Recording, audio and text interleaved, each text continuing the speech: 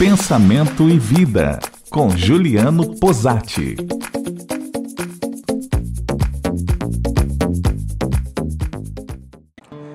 Todo movimento que começa a crescer, começa a se institucionalizar, começa a enfrentar uma certa dificuldade em casar propósitos, casar visões.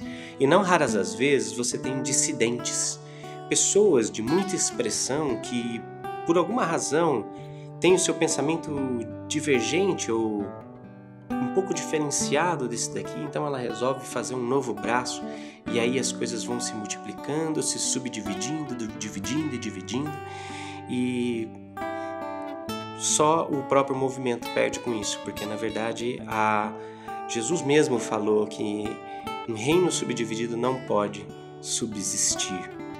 Nós temos de olhar às vezes para os nossos movimentos, e eu falo para você que é líder de uma casa, líder de um centro, para você que coordena ou conduz um trabalho, está à frente de um trabalho, nós temos que tomar muito cuidado com isso.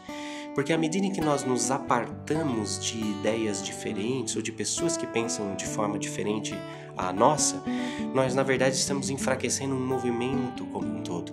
Veja, há uma expressão diferente de espiritualidade em todos nós. Nenhum de nós é igual ao outro.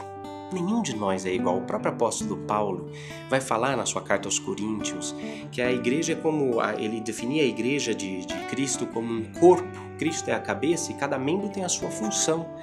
Ora, a mão não pode querer ter a função do olho, como o olho não pode querer fazer a função da mão.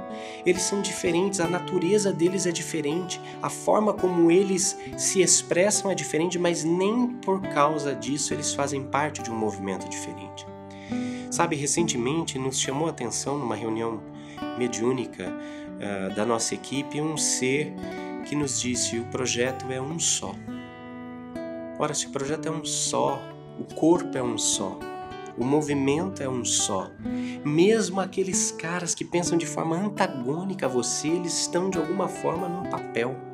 E o Emmanuel vai colocar isso logo no comecinho aqui de Pensamento e Vida. Ele diz assim, cooperação significa obediência construtiva aos impositivos da frente e socorro implícito às privações da retaguarda. Veja, cooperação é a palavra-chave para a construção e fortalecimento do nosso movimento, dos movimentos em prol da transição planetária, em prol da renovação do nosso planeta, em prol da transição de fazer do planeta Terra um mundo de regeneração. Cooperação. Obediência construtiva significa sentir-se submisso, mas submisso de estar sob a mesma missão. Ou seja, eu reconheço que todos nós atuamos por uma mesma missão. Então, a despeito de eu ter aqui uma pessoa, eu não preciso concordar com todas as ideias de uma pessoa para me ver embaixo da mesma missão, para me ver cooperando, para me ver vinculado ao mesmo propósito. Nós perdemos muito com as subdivisões, porque aí nessas subdivisões nós esquecemos do socorro da retaguarda, nós esquecemos de atuar onde realmente a coisa mais precisa.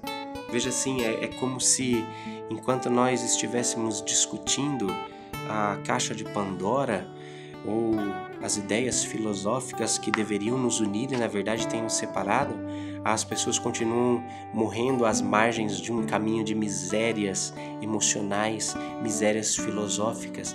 Elas continuam em busca de um sentido interior que lhes falta. Elas continuam em busca de um propósito maior que as oriente, que dê sentido à caminhada na Terra, que dê a elas força para superar as dificuldades cotidianas numa perspectiva maior, ampliada, de perceber que os sofrimentos que elas possam experimentar, na verdade, são tão pequenos diante do todo que se pode desbravar pelo Espírito e pela visão espiritual.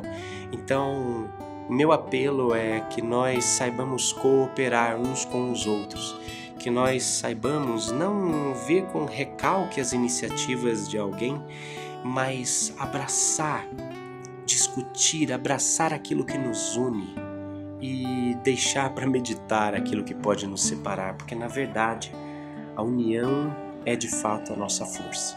Tchau, sempre avante com essa coisa più importante.